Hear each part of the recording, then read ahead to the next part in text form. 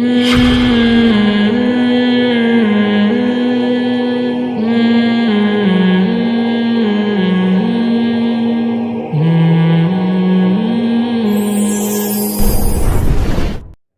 فرقہ ہے نا جو حدیث کے منکر ہیں، وہ حدیث کو نہیں مانتے، کہتے ہیں قرآن ہے، حدیث ہے ہی نہیں. حالانکہ جو قرآن کو مانتا ہے اس کو حدیث کو ماننا پڑے گا.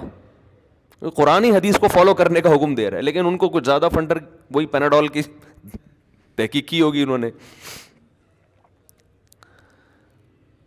تو مجھے کہنے لگے حدیث کچھ نہیں. میں نے کہا بھائی اگر حدیث کو بیچ سے نکال دو گے تو قرآن میں تو نماز کا حکم ہے، طریقہ نماز کا قرآن نے بیان نہیں کیا، تو پھر نماز پڑھنے کا طریقہ آپ بتاؤ قرآن میں کیا ہے. وہ کہہ رہے ہیں یہ جو نماز آپ لوگوں نے فرض کی ہوئی ہے نا، اب یہ پیناڈول کی تحقیق جب ایک عام آدمی کرے گا نا تو اس کی پھر ریسرچ یہ ہوگی، اس طرح کی ایسی ایسی باتیں کرے گا کیونکہ بیس ہی نہیں ہے کوئی علم کی. میں اگر میڈیکل سائنس کی کتابیں براہ راست پڑھنا شروع کر دوں تو میں ڈاکٹر نہیں بن جاؤں گا، میں میڈیکل سائنس کا بیڑا غرق کر دوں گا. ایک پروسیس کے تحت گزر کے انسان اس قابل بنتا ہے کہ وہ ان کتابوں کو سمجھ سکے. تو وہ مجھے کہنے لگے کہ یہ جو وضو کا طریقہ بیان، یہ جو نماز ہے نا، یہ اصل میں یہ نہیں ہے جو یہ مولوی لوگ کر رہے ہیں. مولویوں نے اپنی دکانیں چلانے کے لیے مسجدوں میں لوگوں کو جمع کیا ہوا ہے. اصل میں 5 ٹائم گیدرنگ ہے ایک فلاحی ریاست کے قیام کے لیے. 5 ٹائم گیدرنگ ہے تاکہ 5 وقت مسلمان جمع ہوں اور ایک فلاحی ریاست کے قیام کی میٹنگ ہو. میں نے کہا بہت زبردست پیناڈول کے بارے میں آپ کی تحقیق ہے بھائی. تو میں نے کہا اچھا یہ 5 ٹائم اگر کہہ رہے حج ہے ایک سالانہ اجلاس اور نماز ہے ایک، یعنی جو محلے کی سطح پہ جو کانفرنس ہوگی نا 5 ٹائم، جس میں سب ڈسکشن کریں گے، بیمار پرسی اور یہ سب چیزیں، تاکہ ایک فلاحی ریاست وجود میں آئے. میں نے کہا اچھا پھر اس سے پہلے وضو کا حکم کیوں ہے؟ وضو کا حکم کیوں ہے کہ پہلے وضو کرو؟ تو ریاست جب 5 ٹائم میٹنگ کے لیے ویسے ہی آگے بیٹھ جاؤ بھائی. اگر کوئی پہلے سے ہی صاف ستھرا ہے تو کیا ضرورت ہے وضو کرنا؟ آپ دفتر وضو کر کے جاتے ہو یا ویسے جتنی گیدرنگ ہوتی ہے کہ وضو کر کے جاتے ہو؟ تو کہہ رہے یہاں وضو کا مطلب سمجھیں. ترقی کریں گے مسلمان اس صلاحیتوں کو تو کس چیز میں ابے تجھے تو ابھی آگے جانے کا ٹائم ہے. جو مسائل حل ہو چکے ہیں ان کو چھوڑ دو. یہ رفع الیدین کے مسئلے، آمین کے مسئلے حل ہو چکے ہیں، رائے قائم ہو چکی ہے. کسی ایک کو فالو کرو، دوسری پہ طنز نہ کرو، آگے چلو، کچھ اور بھی کرنا ہے آگے جا کے. فقہا نے یہی تو کیا ہے. 1200-1300 سال پہلے ان مسائل میں بحث مباحثہ کر کے کتابوں میں لکھ دیا دوسرے کے احترام کے ساتھ. امت نے اسی کو فالو کیا اور کہا کہ اب انہی کی تقلید کرنی ہے، نئی تحقیق مارکیٹ میں لانے کی اجازت نہیں ہے. جو کہہ رہے ہیں نا میں محقق ہوں، میں کسی کی تقلید نہیں کرتا، سمجھ لو امت کا بیڑا غرق کر رہا ہے. یہ نئی تحقیق لائے گا مارکیٹ میں اور اپنا مقلد بنائے گا لوگوں کو. کچھ باتیں، نعرے بڑے خوبصورت ہوتے ہیں لیکن ان کا انجام بہت خطرناک ہوتا ہے. تحقیق ہو چکی ہے تو یہ اندھی تقلید تھوڑی ہے. کسی تحقیق شدہ بات کو فالو کرنا جو پہلے ہو چکی ہے ریسرچ، اس کو فالو کرنا یہ اندھی تقلید تھوڑی ہے. یہ تو وہ تقلید ہے جس کا قرآن و سنت نے حکم دیا ہے. اندھی تقلید تو وہ ہوتی ہے جو وہ جو مشرکین اپنے باپ دادا کی کیا کرتے تھے، جن کی کوئی ریسرچ نہیں تھی، بہم ہی بتوں کی پوجا کرنا انہوں نے شروع کر دی. اس تقلید کو لگایا جا رہا ہے کس پر؟ مجتہدین کی تقلید پر. تو وہ مجھے کہنے، میں نے کہا اچھا یہ جو آپ نے کہا، ارشاد فرمایا کہ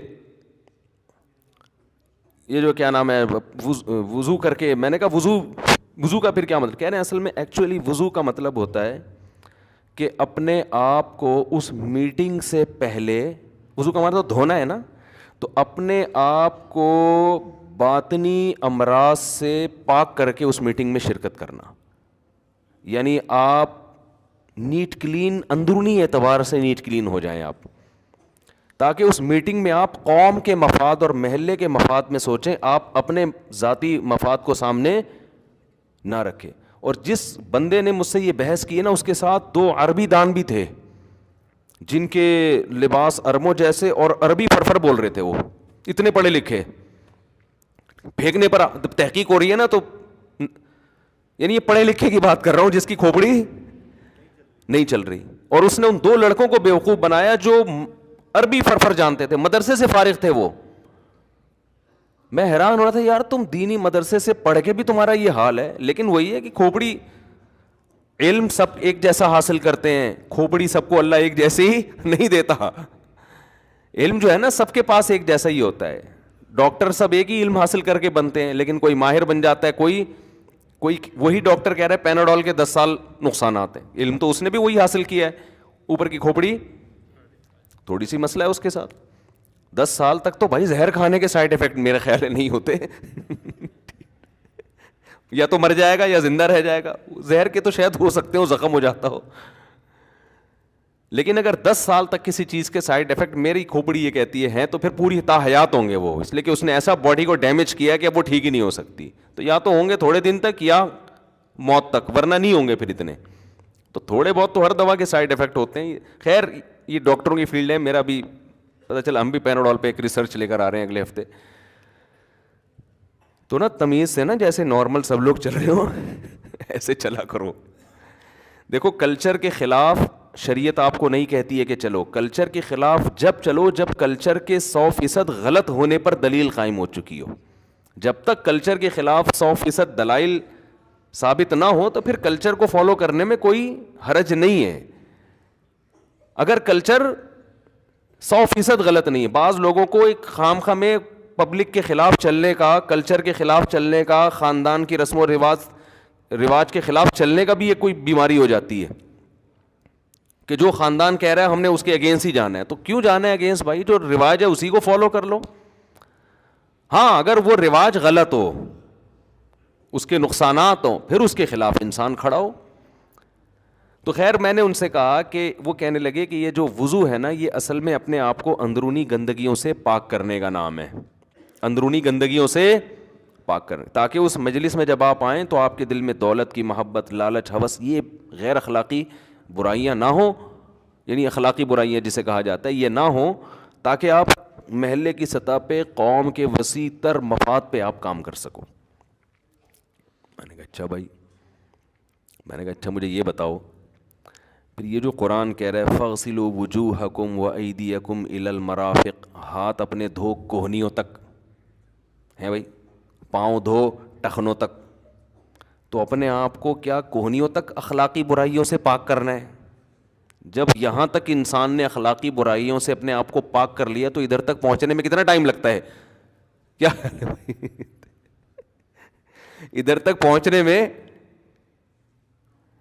بھائی اخلاقی لحاظ سے جب پاک کرنا ہے تو پاؤں کو ٹخنوں تک کیوں, پاؤں کو سر کے بال تک اور سر کے بال کو پاؤں تک ہونا ہے, پوری باڈی اخلاقی برائیوں سے پاک ہونی چاہیے. خیر وہ پھر دائیں بائیں کلابازیاں کھانے لگے نا, پھر پتہ نہیں کیا پھینکی ہوگی مجھے, یا ہم بھی ایک حد تک برداشت کرتے ہیں نا, انسان ہیں. اب یہ تھوڑی کہ پھینکتا جا رہا ہے اگلا پھینکتا جا رہا ہے, ہم اس کو سنتے رہے, ہمیں بھی مجھے نہیں پتا پھر کیا ہوا, اس کہانی کا انجام کیا ہوا.